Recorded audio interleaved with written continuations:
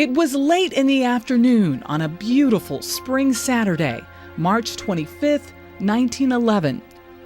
4:40 p.m. to be exact, nearly quitting time at the Triangle Shirtwaist factory in New York's Greenwich Village, where 500 workers, mostly young Italian and Jewish women and girls, got ready to collect their pay and go home.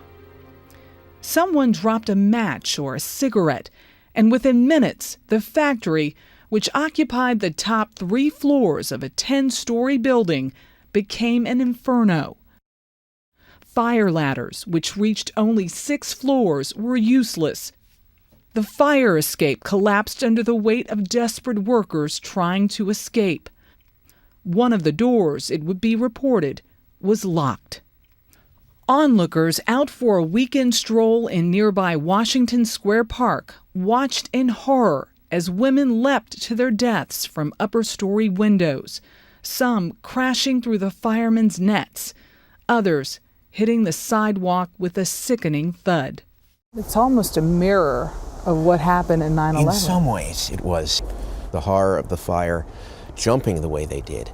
It was more intimate, though. You could look into their faces in their last moments, hear them hit the pavement that way, you know. In the days that followed, family members crowded into a makeshift morgue, trying, sometimes in vain, to identify those they lost among the charred remains. On that day, says researcher Michael Hirsch, all of New York was united in grief. This fire really shook people up. You know, the city was so guilt-stricken that maybe we were somehow responsible. And it led to all of these reforms that came afterward.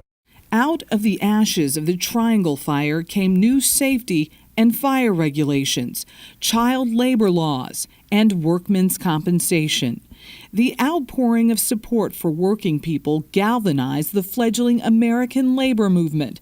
Frances Perkins, who witnessed the tragedy that awful day and who would go on to become FDR's Secretary of Labor, called it the day the New Deal began. Every year since then, there have been tributes and remembrances, and this year is no exception. This is the Union Monument to the Triangle victims. But Michael Hirsch, co-producer of an HBO documentary on the Triangle fire, worries that memories of that day and its repercussions are fading, like the names on the graves at Mount Zion Cemetery in Queens. You used to be able to read this, but it's just melting away. And it's almost like a metaphor for the way we're forgetting these people and what they did for us.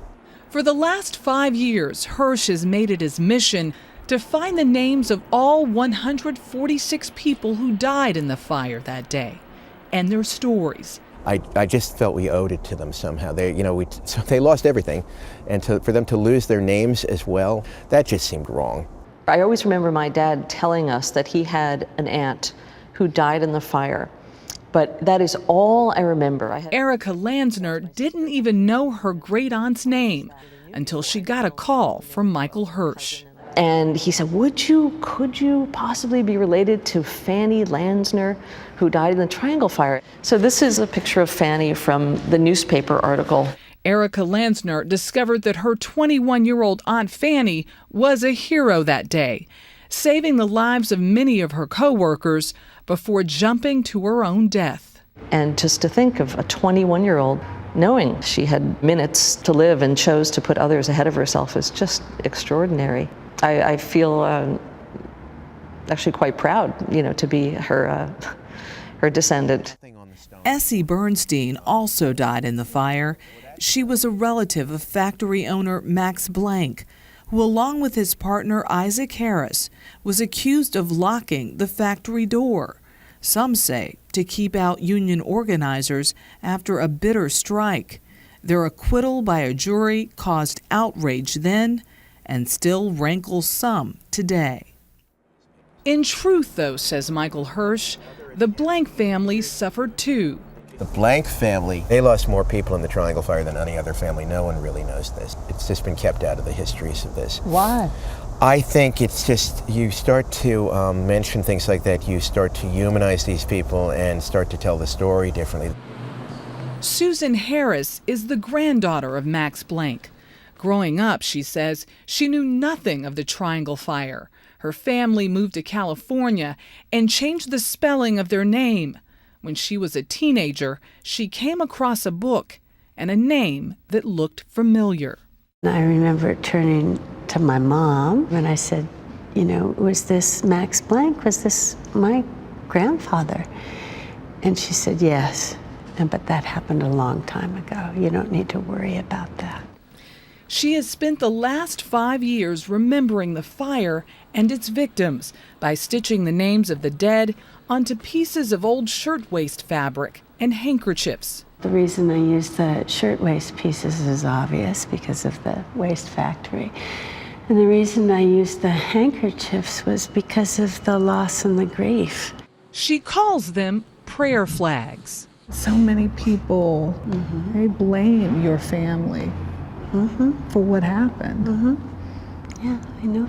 I think that if I had lost, my children in the fire, I would have wanted to blame someone as well.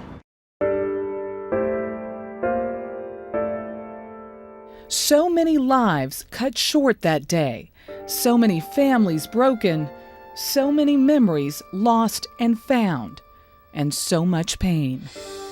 But also stories of courage and triumph, and that, says Michael Hirsch, is worth remembering. They didn't set out to be heroes. They weren't like soldiers on the battlefield. They wanted what we all want. They wanted families. They wanted to have a successful life here. They wanted to be Americans. And their sacrifice is the thing that really motivated people to start thinking about doing things differently in this country. So in a way, they are kind of heroes. I look at them that way.